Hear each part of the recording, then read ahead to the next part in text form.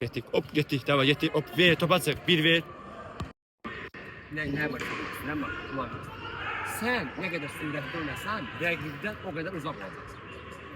Sen gidersen o topu sakla, ayakçı mı saklayın? Bak, ver saklasın. Sak.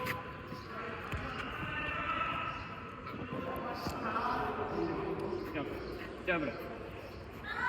İndi sen. Hemen topu bir ver oraya. Arkadan gel. Ne var?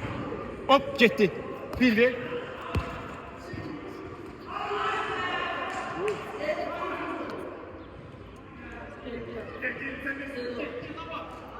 Sağ ol. Bir. Bir, hop kontrol edin, açın. Sen burada...